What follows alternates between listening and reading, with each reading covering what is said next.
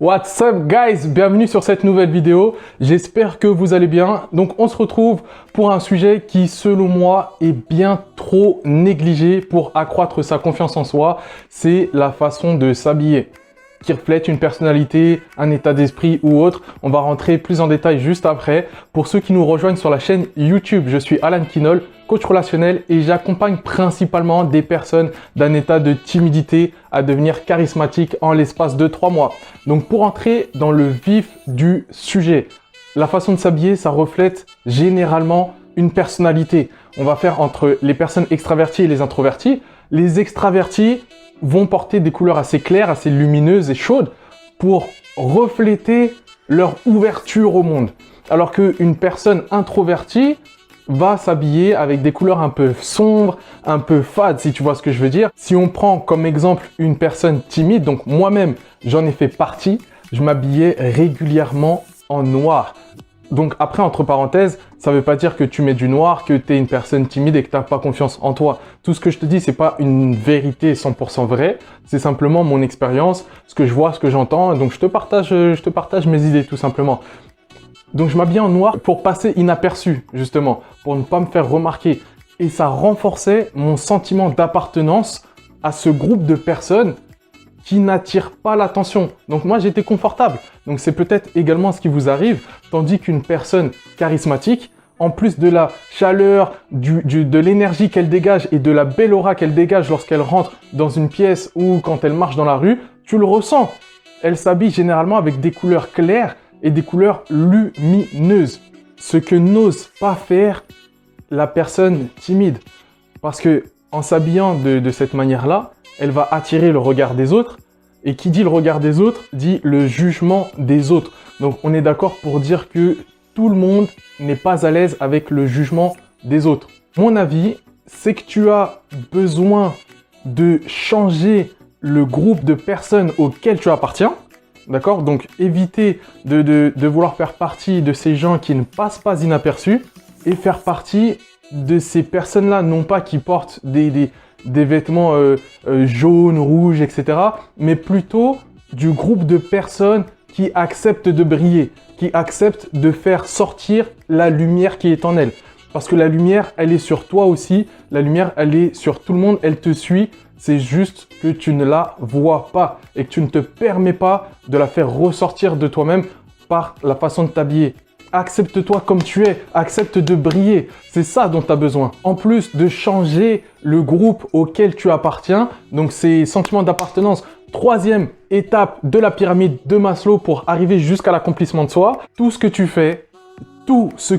fais doit commencer par là. Ton état d'esprit, change ta façon de penser, tu changeras ta vie. Donc qu'est-ce que je peux te donner comme conseil? Principalement deux. Le premier est très pratique, change ta garde-robe. Change tout. Si en tout cas tu es quelqu'un qui a beaucoup de vêtements sombres, etc. Change ta garde-robe. Achète, bon pas en magasin parce que tout est fermé, mais fais un tour sur internet et fais-toi plaisir. Attribue-toi un budget spécialement pour ça parce que c'est pour toi. Encore une fois, c'est de l'investissement. Si tu souhaites te développer, croître, être une meilleure personne, tu as besoin d'investir en toi. Tu ne peux pas réussir certaines choses si tu ne mets pas les actions nécessaires pour y arriver. C'est tout simple. Et deuxième conseil que je peux te donner, celui-là, je le kiffe grave parce que c'est quelque chose que j'ai fait il y a quelques années en arrière et qui est toujours d'actualité.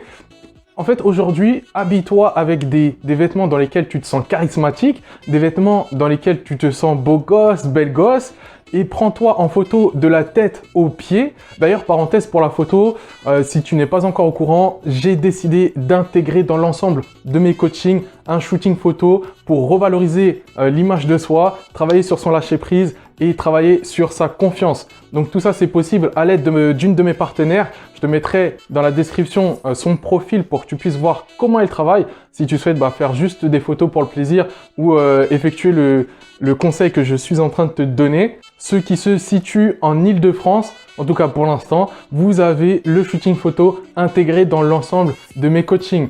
Donc pour le conseil, tu te prends en photo de la tête aux pieds avec des vêtements où tu te sens en confiance, où tu te sens beau ou belle.